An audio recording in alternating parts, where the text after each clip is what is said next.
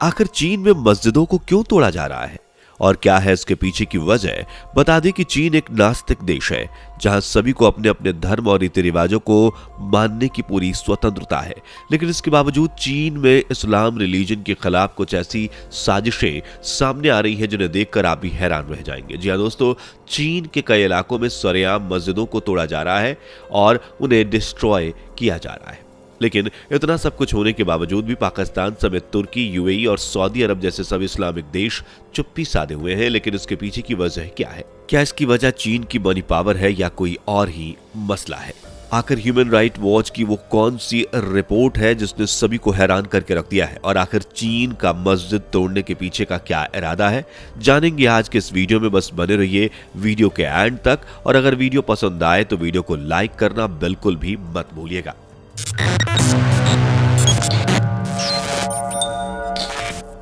दोस्तों, चीन अपने यहां मस्जिदों को बंद कर रहा है, तोड़ रहा है या फिर उनके उपयोग में चेंजेस ला रहा है। और कहा यह गया है कि अंतर्राष्ट्रीय संगठन ह्यूमन राइट वॉच यानी कि HRW की एक रिपोर्ट में यह बताया गया है। HRW ने कहा है कि ये क्रैकडाउन चीन में इस्लाम के प्रसार को रोकने के व्यवस्थित प्रयास का नतीजा है। बता दें कि चीन के मुस्लिम देशों से अच्छे संबंध हैं, लेकिन सबसे ज्यादा अत्याचार चीन मुस्लिमों पर ही करता है। चीनी अधिकारियों ने सैकड़ों मस्जिदों को या तो बंद कर दिया है या उनके यूजेस में बदलाव किए हैं। एक रिपोर्ट के मुताबिक चीन ने यह सब निज़गिया और गांसू क्षेत्र में किया है, जो शिनजियांग के बाद सबसे अधिक मुस्लिम आबादी वाला इलाका है। ह्यूमन राइट्स वॉच के शोधकर्ताओं ने कहा है कि चीन सरकार निज़िंगिया और गांसू स्वायत्त क्षेत्र में मस्जिदों की संख्या कम कर रही है। इस रिपोर्ट के आने के बावजूद भी इस्लामिक देश और OIC आंख बंद किए हुए हैं।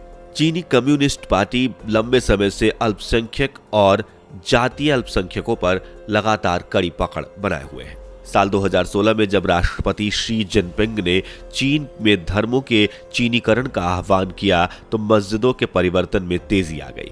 अप्रैल 2018 में चीन ने एक इंस्ट्रक्शन जारी किया जिसमें कहा गया कि सरकारी अधिकारियों को इस्लामिक गतिविधि फील्ड में निर्माण और लेआउट को सख्ती से नियंत्रित करना चाहिए। उन्हें ज्यादा ध्वस्त और कम निर्माण के सिद्धांत का पालन करना चाहिए।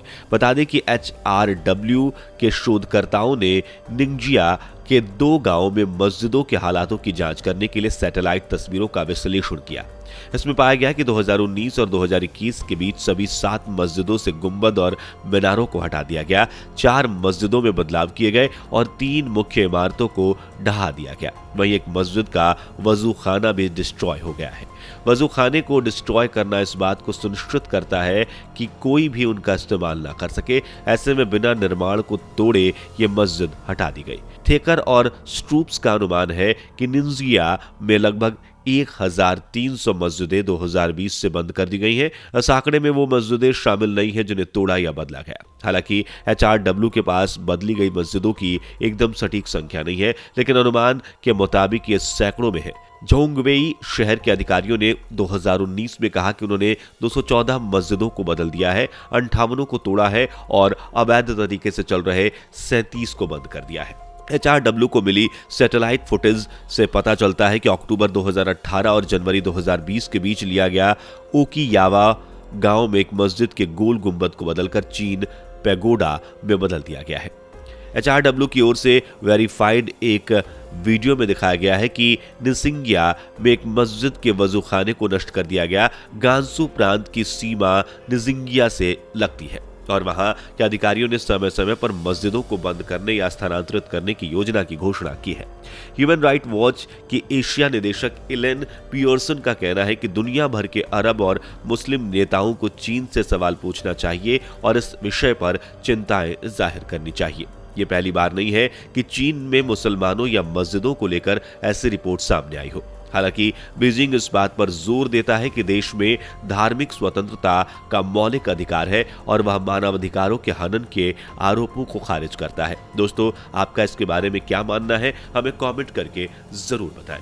इसके अलावा आपको बता दें कि ह्यूमन राइट्स वॉच की रिपोर्ट के मुताबिक साल 2016 में चीन के राष्ट्रपति शी जिनपिंग ने चीन के भीतर धर्मों के चीनीकरण पर जोर दिया था, यानी उन्होंने किसी भी धर्म को जबरन चीनी मान्यताओं और परंपराओं से जोड़ने की वकालत भी की थी। इसके बाद से ही चीन में धर्म के ऊपर सरकार का नियंत्रण मजबूत हो गया। इसके बाद साल 2018 में चीनी सरकार ने आदेश दिया कि सरकारी अधिकारियों को इस्लामी स्थलों पर सख्ती से नियंत्रण करना चाहिए। इसके अलावा अधिकारियों को आदेश मिला कि वे इस्लामी इबादतगाहों को ज्यादा से ज्यादा तोड़े और निर्माण की मंजूरी कम से कम दें।